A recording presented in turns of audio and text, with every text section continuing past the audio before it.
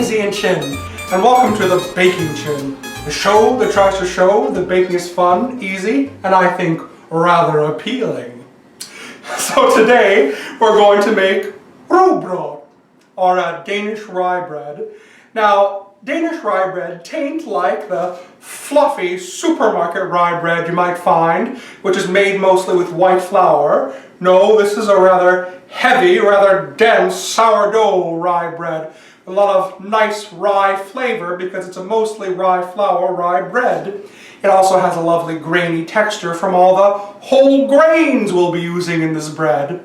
And usually it's the kind of bread that's sliced thinly and served with things like salmon or roast beef. So it makes a really nice sandwich to eat on a Sunday afternoon. A really nice meaty sandwich. I like 'em meaty. And also, it's a really nice sourdough project because it doesn't require any kneading, and the only thing it really requires is a little time. But I think you'll find you can do other things while you're waiting for this to rise, and I think you'll find that it's really worth the time. So, without further ado, let's get started on this lovely Danish rye bread. For this recipe, we have 2 pre-ferments. For the Rye Starter, we will need 165 grams of rye flour, 165 milliliters of water, and a tablespoon of pre-existing sourdough starter.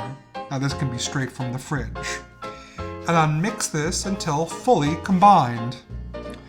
For the grain soaker, we will need 82 grams of cracked wheat, or you could use cracked rye or Bulgar wheat, and 82 grams of sunflower seeds, 165 milliliters of water, and 1 teaspoon of sourdough starter, and mix this also until fully combined. Now let these 2 rise for about 6 to 8 hours, and the rye starter will have risen well and have all these lovely bubbles. For the cooked brown rice, all we need to do is boil 1 cup of brown rice covered completely with water until it is cooked, kind of like pasta. It will be cooked when you can mush it up with your fingers, a little bit like this. Drain and rinse with cold water. Set aside. As we can see here, the rye starter has risen very well. It has all these little bubbles and it smells a little bit like sour apricots. And the seed soaker has risen a bit too. For the final dough, we shall need 325 grams of rye flour, 325 grams of white flour, 325 milliliters of water, 325 grams of fully risen rye starter, 325 grams of fermented soaker, 325 grams of cooked and cooled brown rice, 35 grams of dark syrup, like malt syrup, I'm using beet syrup here, 26 grams of salt, and an optional half a gram of yeast. Now this is optional if you want to use or not, if you think your sourdough starter's not up to snuff. Starting with the water and syrup, mix the ingredients together.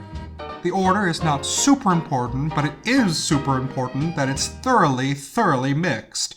I find the best tools for this are my hands, but if you don't want to use your hands, I'm sure you can come up with something. It should have a sort of a thick paste consistency.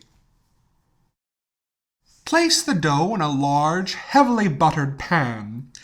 I have here a large industrial pan, but you could also put this into 2 smaller pans. What's important is that it should come up to a little over half the pan. Now wet your hands and smooth out the surface, and you can sprinkle on more seeds if you'd like to decorate. Let rise until almost doubled, covered, and it should reach just about the top of the pan. Now spray with water and bake at 350 degrees F for about an hour and 20 minutes or so, or until it reaches an internal temperature of about 210 to 215 degrees Fahrenheit. This bread is best eaten the next day when it is fully cooled and the consistency inside has set a little bit. How very heavy and lovely. And here it is, the Rugbrød, or the Danish Rye Bread.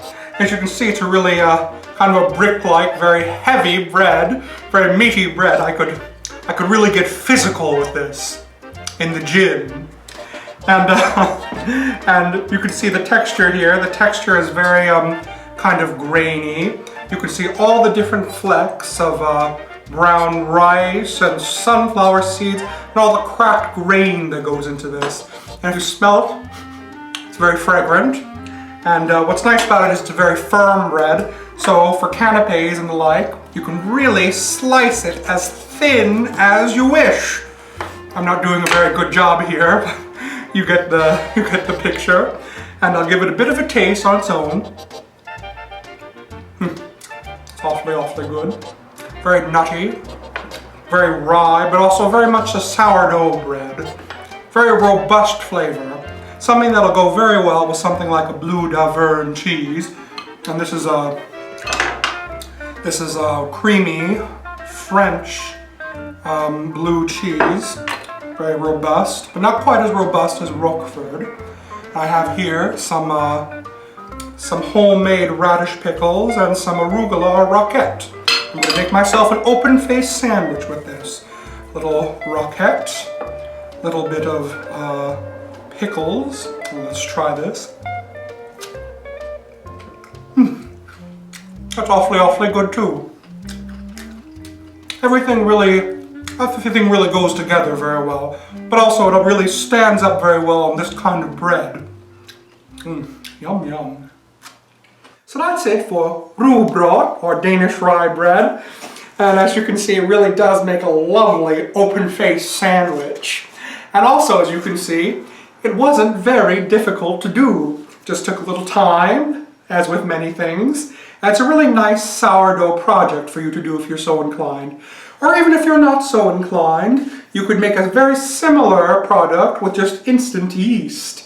It won't quite have the same depth of flavor, but it'll do the job, as they say.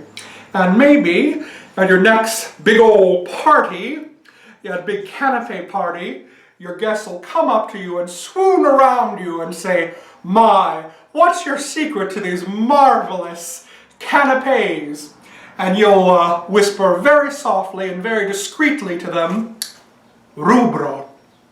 So, thanks very much for joining me today on the Baking Chin. My name is Ian Chin, and as always, I wish you happy baking. Oh,